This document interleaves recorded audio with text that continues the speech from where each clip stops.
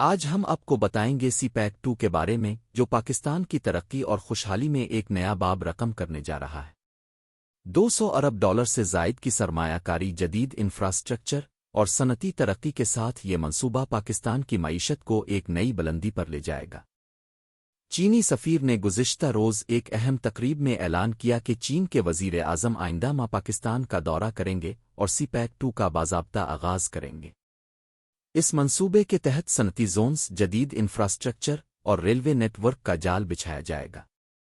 سی pack 2 کے تحت گوادر بندرگاہ کو مزید ترقی دی جائے گی، جس سے 60 سے زائد ممالک پاکستان کے ساتھ تجارتی روابط قائم کر سکیں گے۔ اس کے علاوہ خصوصی صنعتی زونز بنائے جائیں گے جہاں ملکی و غیر ملکی سرمایہ کار اپنی صنعتیں قائم کر سکیں گے۔ ریلوے نیٹ ورک کو وسعت دی جائے گی، جس کے تحت واکھان کے راستے سے ایک جدید ٹرین سروس بھی شامل کی جا رہی ہے۔ اس منصوبے سے پاکستان اور وسطی ایشیائی ممالک کے درمیان تجارت میں تیزی آئے گی۔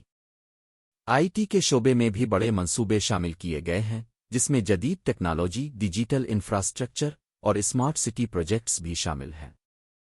حکومت نے سی پیک کی سیکیورٹی کو مزید سخت کرنے کا فیصلہ کیا ہے۔ زیرو ٹالرنس پالیسی اپنائی جائے گی اور دہشت گرد عناصر کے خلاف سخت کارروائی عمل میں لائی جائے گی۔ دوسری جانب IMF کی شرائط عوام پر مزید بوجھ ڈال رہی ہے۔ بجلی، گیس اور پیٹرول کی قیمتوں میں اضافہ کیا جا رہا ہے، جبکہ سرکاری ملازمتوں میں بھی کٹوتی کی جا رہی ہے۔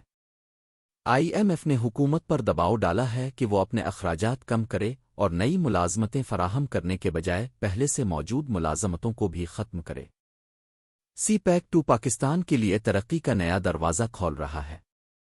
اگر یہ منصوبہ کامیابی سے مکمل ہوتا ہے تو یہ پاکستان کی معیشت کو ایک مضبوط بنیاد فراہم کرے گا اور ملک کو ایک نئے دور میں داخل کرے گا۔ امید ہے کہ یہ منصوبہ پاکستان کے روشن مستقبل کی ضمانت بنے گا۔ یہ تھا سی پیک 2 کے حوالے سے ہمارا تفصیلی تجزیہ۔